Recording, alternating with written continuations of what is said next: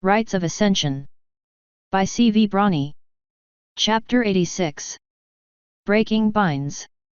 Earthen Pride, newly minted Duke of San Palomino, grumbled and drank the last of his iced coffee. Something wasn't sitting quite right in his stomach.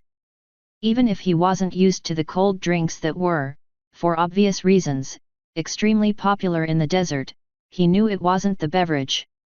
Nor was it the gentle rocking of the brand new chariot he was riding in for the first time. He flipped to the last page of the stack of paperwork in his hooves. It, like all of the rest, had classified Violet stamped on it near the top. Word by word he chewed through it, finally getting through the back end of the summarizing conclusion. "This pony is thorough." Earthen Pride rumbled. "Even for a crown prosecutor. Makes one wonder how long they'd been building a case like this, and how Badlands managed to avoid getting caught up in it for so long. This is going to send a lot of ponies to jail, probably for the rest of their lives. Unless they repent and tell all to the sovereign," the smoke-voiced mare sitting across from him purred. "I applaud such thoroughness. Powerful ponies are octopi. They get their tentacles on everything, and can slip away through the tiniest of openings." The Duke grunted, lifting his gaze from the paper only briefly. "An MIA cephalopod." A wisp of smoke stirred under the mare's dark hood, the barest hint of what was under it. All that could really be seen from the outside was the dark purple lipstick she wore. A young one, perhaps. The questions that remain are to what ends would you use such abilities, and whether you can outcompete your opponents. Well, that last one is why I brought you here. Those purple lips twisted a little. "I have been ordered by the sovereign to aid you. It is by her generosity that I am here." He laughed inwardly, keeping all but a smile at bay. "No, Moondust, she sent you because aiding me in this is in her best interest. Bonus for me that her best interests and mine currently run parallel. Perhaps her generosity was a factor, but it is folly to rely on it from any pony. Generous or not, you would be here." The brief moment of silence that passed wasn't quite as satisfying as he'd hoped. Like pudding, it was sweet, but left nothing in one's stomach. The mare's refusal to continue the conversation left his appetite searching for something more. Mercifully, the chariot bumped as it came in for a landing on the rough, rocky desert floor that was San Palomino. He glanced out the window for a moment, squinting to make out the scene. Through the wavy air, he saw a long fence, likely electrified, surrounding a vast area. Only a few buildings were present, and only the one directly connected to a railroad was of any substantial size. The Duke punched the chariot's latch open a full second before it came to a complete stop, ignoring the newfangled seatbelt light they put in. It was his very first outward, public action as Duke of San Palomino, and of utmost importance. Had he delayed, he'd be a city fop unable to handle the harsh environment of the desert. Had he waited for the driver to open the door, he'd only be an aristocrat here to lord over them. Instead, he burst out of the chariot and broke into a full stride towards the mine. He wasn't here to sit on his flank, be pampered, or even merely push policy. He was here to set things right. Before he was even halfway to the gate, 6 griffins were descending in front of him. He kept his stride, letting the big leader of them get in his way. As the lead griffin opened his mouth, the Duke pulled out a scroll and shoved it in his beak. "Open the gate and let me in, or I'll shove these warrants so far down your throat you'll be crapping confetti." A few of the others reached for their weapons, which was Earthen Pride's cue to blink. Not figuratively in this case, but quite literally. A white-purple light flashed brighter than the sun for an instant, sending all of the birds reeling back to rub their sensitive, telescopic eyes. "Do not raise your weapons in the presence of a servant of Her Sovereign Highness." Moondust boomed, horn alight and hood back. She had a white mane with a single purple stripe down the center, and her breath was a living, ethereal smoke. One couldn't see her mouth when she yelled. "Should you do that again in front of me or your new Duke, I shall leave you naught but ash." Duke Pride resumed his stride, shoving over the lead griffin to keep moving straight. Another 12 chariots, all new, landed behind them and a small swarm of armed, uniformed ponies filed out. Many were Pegasi, and all had formal military training. Their uniforms had deputy stenciled in blue on their backs, and their sunglasses were the same as the ones the Wonderbolts used. By the time the Duke reached the chained-up gate, they had surrounded all of the mine's guards and confiscated their weapons. Duke Pride eyed the heavy, enchanted padlock on the gate. He lifted it to look at the keyhole, and the subtle orange twinkle inside. If I cut this, it'll probably explode or something. Definitely not legal. He clicked his tongue, and one of the uniformed ponies stepped forward, a giant bolt cutter in his magic. One snip later, and the chain itself was cut. The lock fell, still locked and intact, and another uniform pony scooped it into a bag marked evidence. Moondust tisked and wrote notes on a clipboard. Chaining an exit shut. Using an illegal spell on the lock. That's 2 charges and we aren't even through the entrance yet. Not to mention the main event. Duke Pride shoved open the doors and strode into the mine's land. Moondust, go set up your spell. Of course. I shall be ready in a few moments. The area was relatively standard for a frontier mine, but the tents, buildings, and even paths had seen better days. Odds are good those better days weren't all that long ago. Nothing survives this desert without maintenance. The ponies nearest him looked on with a hushed silence, while those further away whispered theories as to who this new stallion was. Only a portion were wearing proper safety equipment, though above the mine that wasn't as much of a concern. What was a concern was the cracked helmet on one, and the missing headlight on another. The largest gathering of ponies was closer to the mine, all crowded around a tank attached to a giant chariot. The miners were exchanging slips of paper for rations of water. Judging by the crowd size, this can't be all of the workers. Your Grace, one of the deputies called out, drawing the eyes of dozens to the only pony in the area with a 15,000-bit suit. The Duke's eyes, though, locked onto the officer, and then the pony next to him. He released a low grumble and waved them over. The pony following the deputy was short and lanky, and had a burgundy coat and freckles one could only barely make out through the dirt. Sir, the deputy said, bowing. I believe I've found an underaged miner. I can see that, deputy. He looked the colt in the eyes. How old are you, son? Old enough, the colt huffed. The Duke raised an eyebrow, and the colt's legs started to shake. 14, he finally said. The Duke leaned down to the teenager, gazing into his eyes. I'm not angry at you. You were trying to survive. There is no shame in that. Tell me who the boss is, and I'll get you someplace safe to work and study. Deal. He put his ears back. If I do, they might come after. If they do, they'll never live to regret it. Now, who is it? The colt leaned over, and nodded in the direction of a grayish-blue stallion with a whistle and a clipboard. That's a good lad. The Duke rubbed the poor thing's head to mess up his mane a little for his punishment for breaking the law. Deputy, take him to the chariots, get him some cold water and a snack. And get the new sheriff over here.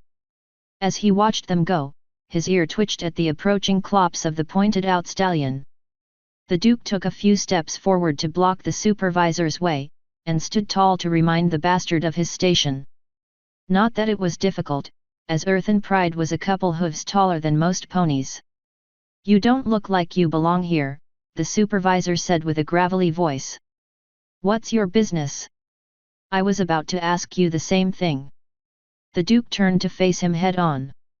I recently went over a list of all the extraction facilities in the duchy, and examined their paperwork. Imagine my surprise when I discovered some were operating without registering a business license with the Crown or the duchy, including this one. Above my pay grade. The stallion rubbed his tongue on his teeth, like he was searching for something caught between two of them. You should go take that up with the bosses. The Duke raised an eyebrow. You're rather missing the point. This place is unregistered, which is unlawful. No taxes have been filed for it, but my conversations with RGIS seem to indicate that this mine has been operating for well over a year. So here's what's going to happen. You're going to get your miners, all of them up here, to line up for interviews with my deputies. Immediately. Then, you're going to turn over all of your documents to the sheriff. The stallion folded his forelegs. And why would I do that? You don't seem to understand how things work in San Palomino. If you want to shake us down, then fine, but you go after the ponies with the actual bits. Ahem, a mare coughed, stepping up to the two stallions. She had a light brown coat, a red mane, a wide-brimmed hat, and a shiny new star on her chest. You's gotta have some kinda screw loose, pal. Ain't you's heard the news? News? The heck you talking about, said the foreman. I rather doubt an unregistered mine gets newspapers, Duke Pride grumbled. Sheriff Bab Seed spat on the ground. The old Duke got his sorry butt locked up. Dis here is the new Duke of San Palomino, and he ain't on the take. I wouldn't ha signed up with him if he was. And yous should have bowed your head first thing after coming up to him. The stallion's eyes went wide, then he cringed while clamping his temples with his forehooves. You have got to be kidding me. Why didn't they send a message? The Duke straightened his shirt. Sheriff, I think it's time we broke into the office and had a look at things. Wait. The stallion held up his forehooves. I can't stop you, so I'll open it up. But... Bab spat again. If yous try to tell me I was only following orders, I'm going to lock you up with nothing but stale bread to eat, coward. No. He yelled, then sighed. You don't understand. I'm one of the miners. All the foremen are. I started work just a bit ago, and my straw got called almost right away. See, we just take turns every few weeks. It's the griffins that tell us to make sure things are dealt with. We don't get a lot of specific instructions, just occasional shipments of bits, food, and water. Shipments from who? The Duke looked at the large building to his right, which had a small rail depot attached. Do they have their own locomotives? Nah, it's just United Pony shipments. They come by every few days, drop a shipment off, and leave with some ore. Babs scratched her head. That ought to be traceable. Sorta. It's the biggest private freight company, full stop. So I betcha they got records. The Duke grunted in agreement. And deniability. They've no way to scrutinize every transaction for issues like this. There's not going to be any proof that they knew this wasn't on the level, and indeed there's an excellent chance that they didn't. But it's a lead. Sheriff, you are directed to seize this mine and everything in it. All security personnel are to be held and interviewed to see what they know, and charged with unlawful detention for that stunt with the lock on the gates. All workers are likewise to be interviewed and statements taken before being released. This entire place is evidence, and a crime scene. Only deputies and royal police with business here are allowed access. You can't. The stallion ran to get in between them. You're killing us. It may not be much, but at least we have enough to get food here. The Duke raised an eyebrow.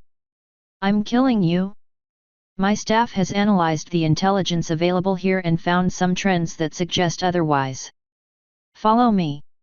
He led them just outside of the mine's fenced area, where Moondust was meditating. A complex magic circle had formed on the ground under her, purple in color and featuring a crescent moon. Her horn was shining with a light that made the Duke happy. He invested in a new pair of sunglasses. The Duke held up a foreleg for the others to stay back. Moondust, you may complete your spell at any time. Understood.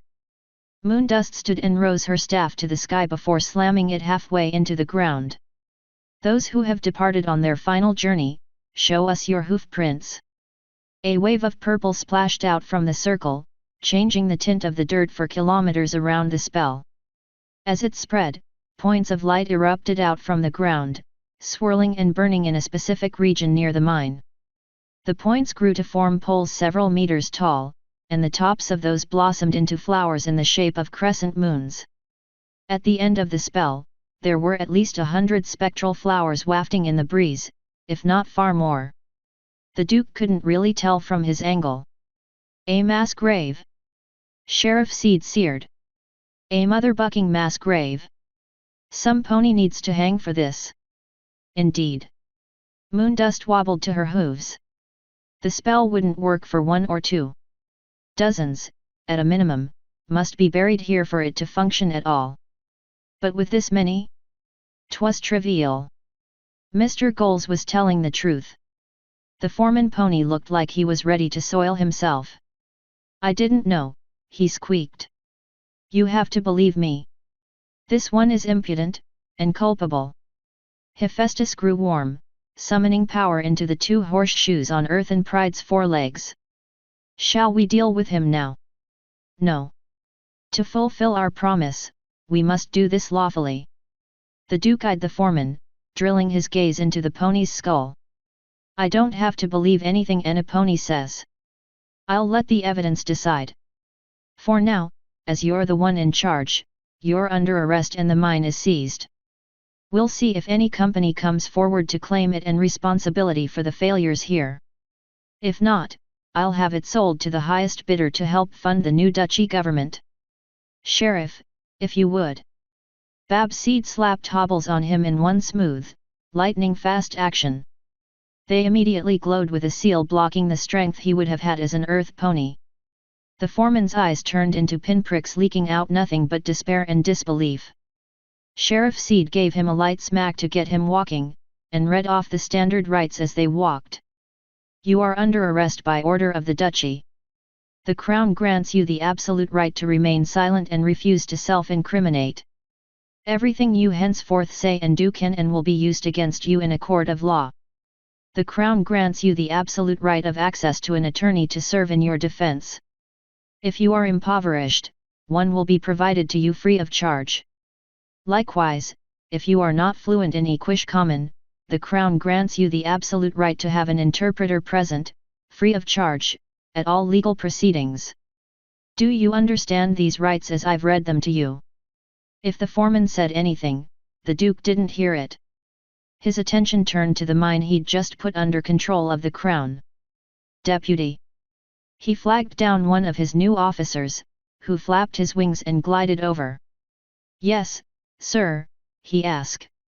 In the trunk of my chariot is a stack of papers. They're job application forms for the San Palomino Department of Infrastructure. As you interview ponies, those who aren't culpable for major crimes should be given an application. Help them fill them out if they need it. The deputy took off his blue cap and scratched his head. This place was a black site, and you want to give the workers here jobs. The Duke slowly made for his chariot while the deputy followed. I've little doubt that most of them were simply trying to earn a living out here. Even if an individual has a checkered past, let's say, I won't hold it against them for low-level work. Quite frankly, if I were to be so strict, I'd never be able to get positions filled. This is San Palomino, after all. And one needn't be a saint to lift a hammer. I'll save the tough scrutiny for the executive positions. The deputy nodded. I understand, sir. I'll see that the miners get applications and transport to Sierra Madre. Will there be anything else? The Duke's lips curled up into a smile. Yes, I think it's time I took a trip to Los Caballos. The stuffed shirts that own these mines need to be shown their proper place. Asterisk. Twilight finished her list of everything in the hidden lab just as the rest of the crew arrived to haul it all away.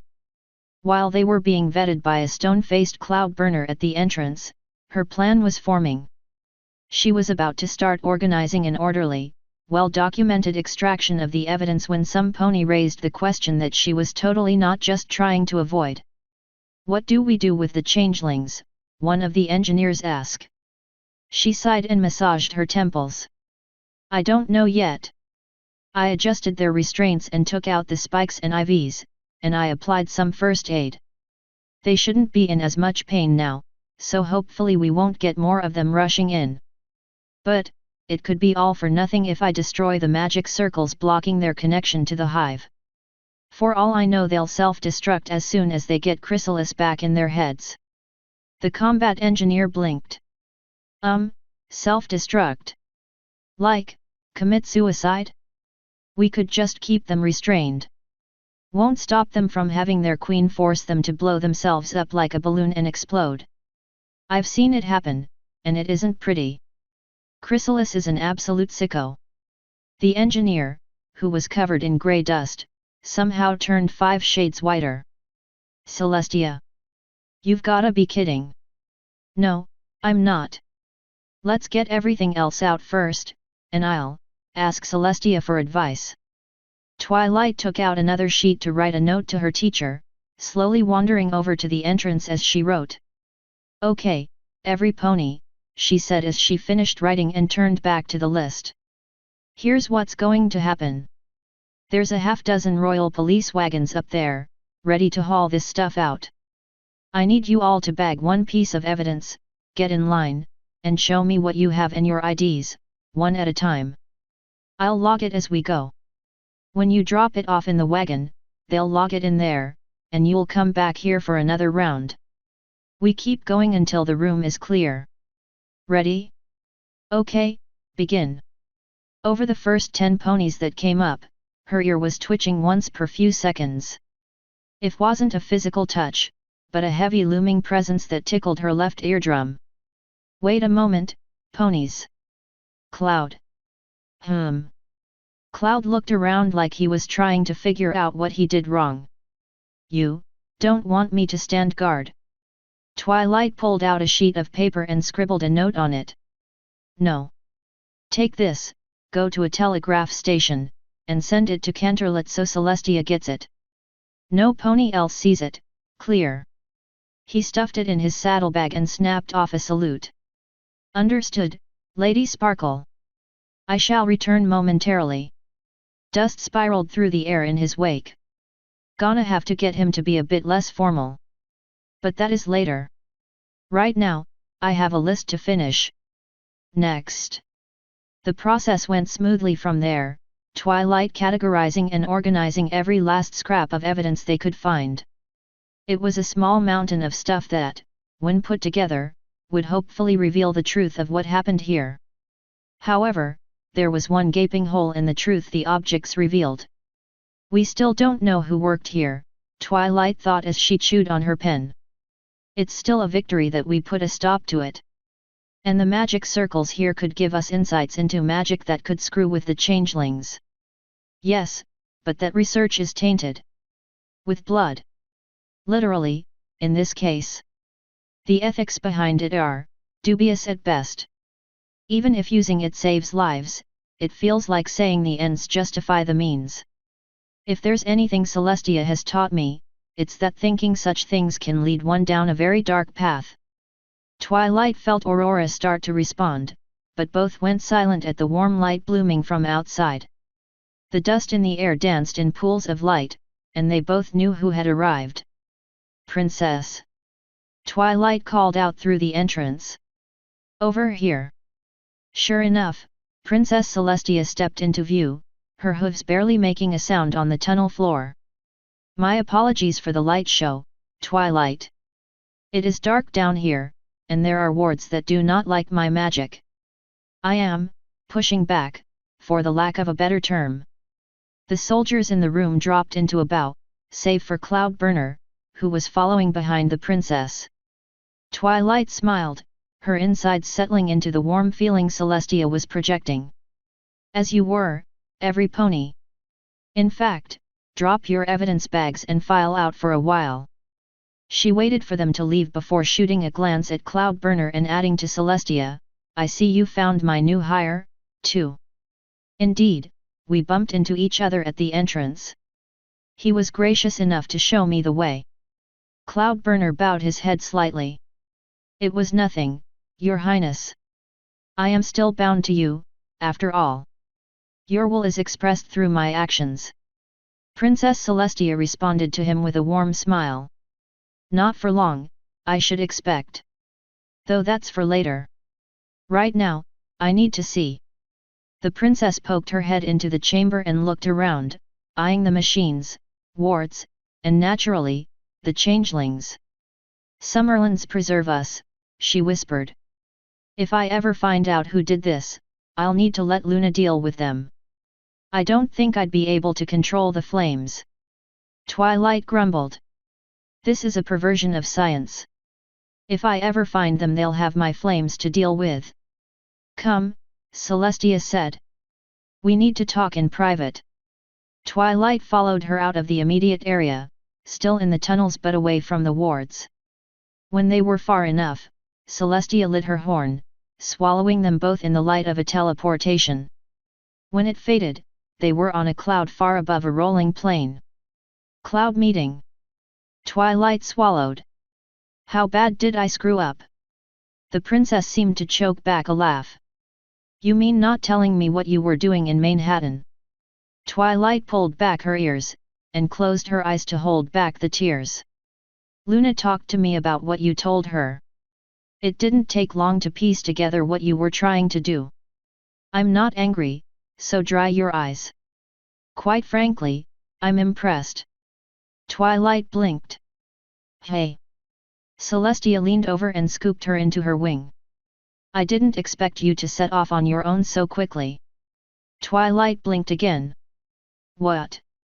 It's only normal for an alicorn to want to be somewhat independent. It may be one of the reasons Luna and I are so often adversarial. Or it could just be because we're sisters, it's hard to tell. Either way, I am happy you took the initiative, even if I am saddened by the fact that you did not choose to include me. Going forward, I shall give you more latitude in where you go and what mission you wish to take. But that's the future. Right now, I am most concerned about the changelings we found. It would be obscene to keep them as they are now. Which leaves us, really, with only two choices. Execution, or setting them free." A high-altitude gust sent ice up Twilight's spine, cutting right through her coat. "Are those really our only options? I don't especially care for either, especially since they are basically one and the same. They were tortured, Celestia. Changelings or no, that isn't something I can condone, and as they aren't a threat. How can I justify killing them at this point?" Celestia pulled in a breath and let it out slow. "I understand your concern, which is why we are here. This is something that deserves serious consideration, which is why I'm going to get the rest of us." Twilight opened her mouth, only to have her mentor vanish in a flash of light. "Rest of us? Doesn't she just mean Luna? I hate it when she's cryptic like that." She sat down on the cloud, taking in the dry, cold air and listening to the empty wind rush around her. The sky above her was clear as crystal, and the world below was wild and untamed. Wherever they were, it hadn't been touched by civilization. There were no city lights, no roads or rails.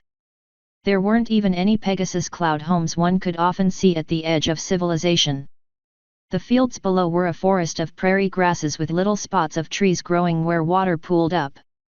She brushed her mane from her face, while thoughts drifted back to the lab she found. The fate of those 5 changelings, tortured and experimented on, was now directly in her hooves. The light returned, and Celestia had returned with Luna in tow, along with 3 others, Princess Cadence, Prince Blueblood, and Shining Armor. "Haven't had this happen in a while, Auntie." Blueblood wiped sweat off an unusually pale brow. "What happened that requires all of the royal family to be whisked away?"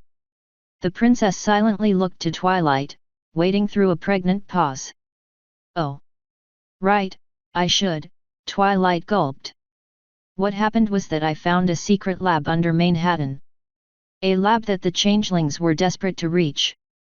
After we put a stop to their attack, I investigated it, and found 5 changelings captured and bound in a twisted version of a science lab.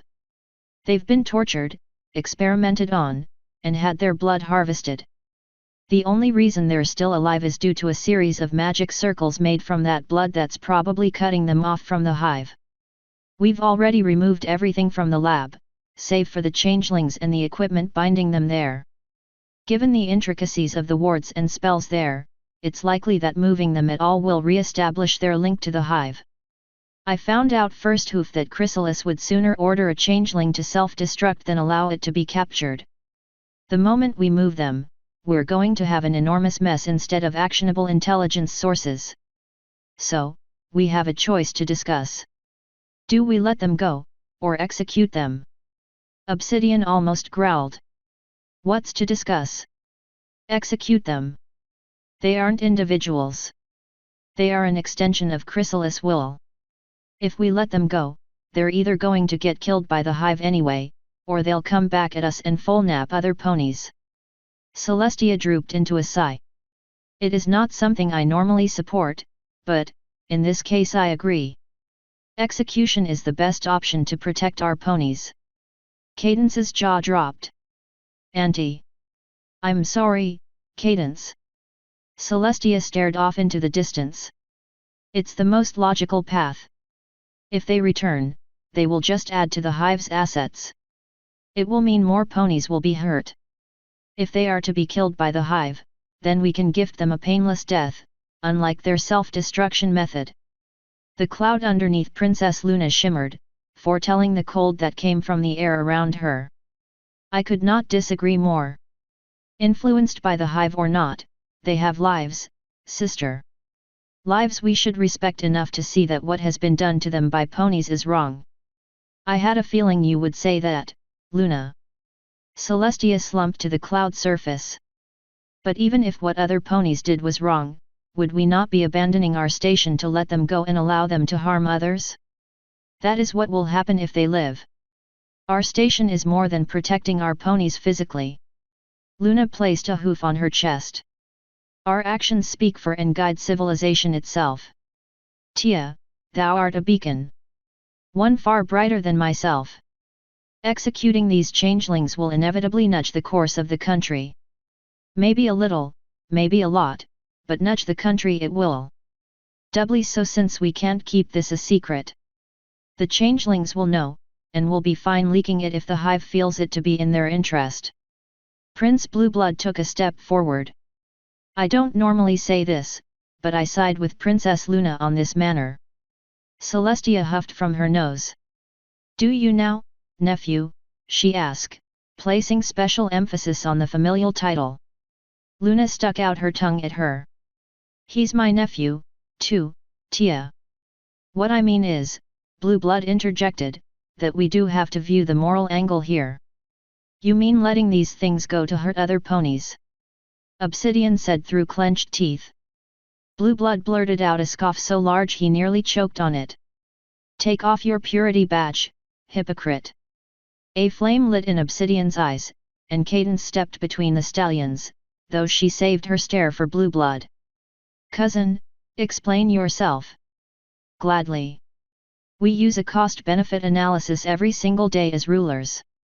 How many died in San Palomino on our watch while the nobility scarfed its vast resources down their collective, gross gullets? Thousands, certainly. The justification? Our economy desperately needed those resources. Without them, shortages would have inevitably led to mass instability years ago, and more could have died. So for the sake of speed, we opened the frontier to any pony who wanted to make a few bits. Uncontrolled anarchy took hold, and look what happened. Blueblood broke into a laugh, though a tear had streaked down his face. And now, when we have a chance to spare a few lives, you worry about what they'll do to us? Changelings? 5 are a drop in a bucket, a burp in a tornado. If we kill them, Chrysalis will see 4 times that many eggs hatch in moments. Obsidian put down his ears and narrowed his eyes. And she'll have to spend resources on those eggs. Bull Plocky. Blueblood wiped his face with a cloth. Raising a foal, larva in a hive mind has to be the easiest damn thing ever. And RGIS knows they need very little physical resources to survive. Love is that powerful, and we have billions of ponies in our nation, in cities so large that walls have become too unwieldy to use centuries ago. So I say let them go. Kill them when they try something and our police or our Grand Mage inevitably find them. I'd rather take such a negligible risk in the face of losing our soul. Obsidian huffed, but otherwise said nothing. So then, Celestia said after a pregnant pause. 3-2. But the pony most involved has yet to vote. Twilight, your thoughts? Twilight gulped. A chill ran down her.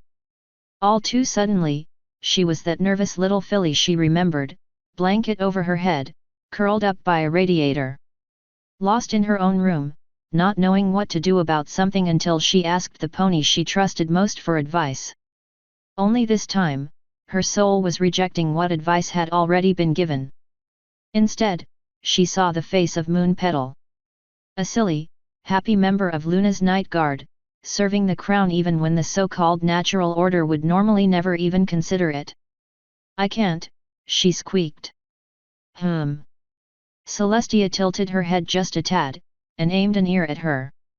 Twilight closed her eyes, pulled in air, held it, and counted. We have to listen to her. 1, 2. But she's wrong this time. 3, 4. She's always been there for us. 5, 6. Help to guide us. 7, 8. But this time. 9, 10. This time, she's wrong. Twilight let out her breath, slowly, pushing out all the air, along with the fear. You're wrong, Princess. Twilight looked her mentor in her shocked eyes. I won't execute someone utterly at my mercy. Doubly since they don't have full control of their own actions. I've no trouble killing a changeling in battle. That's a situation where I must defend myself.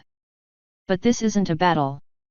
They're restrained, cut off from the hive, tortured, and barely alive as it is. If the hive decides to kill them anyway, fine, I have zero control over that. But I do have control over my own actions, and I absolutely refuse to execute them or endorse their deaths. Period. Celestia watched her for an age, the others silent and walled off from the emotional aura around the two. Her wing lifted an inch off her body, frozen stiff even within her warm ethereal mane. What would you have me do, then? Twilight stood up, almost brandishing the pride in her chest, and pretended she had wings to spread. I wouldn't have you do anything. I'll do it. I started this investigation, this is my mess. I'm going to clean it up. Celestia stood up, and took a step towards her. Very well, Lady Sparkle. Our course, and the consequences, are now on your shoulders. Twilight nodded. Just as it should be. Asterisk. An entire cotter of ponies were following behind Twilight through the tunnels under Manhattan. All the evidence in the secret laboratory had already been removed, save for the changelings and the measures taken to bind them to that room. Since they couldn't be moved without connecting them to the hive, the Grand Mage had to take her plan to them. The combat engineers and investigators made way for them, and one by one they filed into the room. Her, followed by 4 surgeons and a dozen nurses, all pushing in medical supplies. Twilight put her cart in the corner, and then stepped into the middle of the ring of captives. I'm sure you know who I am. The ponies who did this to you were not acting under the authority of the crown. At this point, I very much doubt you care, but I had to make this clear. The battle we fought earlier did not need to happen. Had the hive talked to us, let us know you were here, undergoing such torture, I would have immediately intervened. The changelings just hissed at her, squirming on their beds and in their restraints. Even without pupils, hate radiated from their eyes. But that was then. I'm here now, to deal with the situation at Hoof. The Crown has decided to give you a choice. We will not execute you, nor keep you captive. Should you choose, we shall escort you out of this demonic lab and teleport you to the edge of the wastes. You will rejoin the hive, and no doubt meet whatever fate good or bad that Chrysalis has in store for you. I should mention that one changeling I nearly captured earlier in my mission was forced to self-destruct. It wasn't pretty. So, we're offering you an alternative. If you so desire, you can join us instead." That only brought forth more hissing, and 2 even attempted to spit at her, though both fell well short. "If you decide to join us, our doctors will safely remove your horn. You will lose the ability to shapeshift. You will lose the ability to use unicorn-style magic. And you will lose your connection to the hive mind. However, you will also gain independence from it. We will shelter you. You will be given a means to disguise yourself, sustenance for your unique appetite, and an open place in pony society." One of the changelings spoke in an alien tongue, a screeching that scraped against Twilight's eardrums. The specifics weren't important, the profane insult in the message got through clear enough.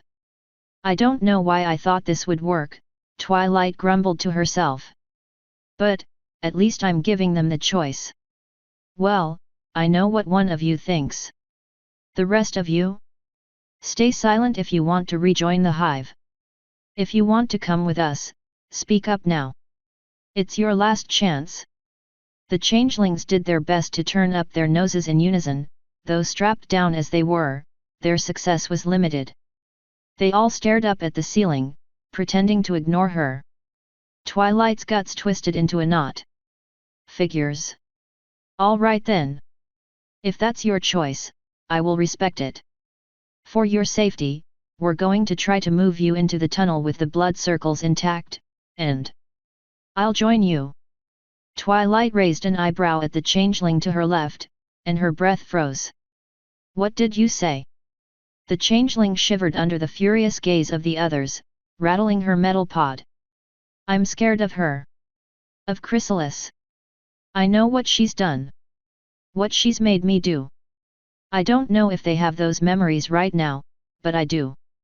Even before that, I've always been afraid of her. Of her power. Of her stare." Green tears streaked on her face, the straps holding her creaking as she tried to curl up into a ball. "And when I get scared, she frightens me even more. On purpose, I mean. And the others approve when she does. I can feel it. I don't want to feel that anymore." The others hissed at the frightened drone, screeching and spitting at her, wings buzzing against the bindings.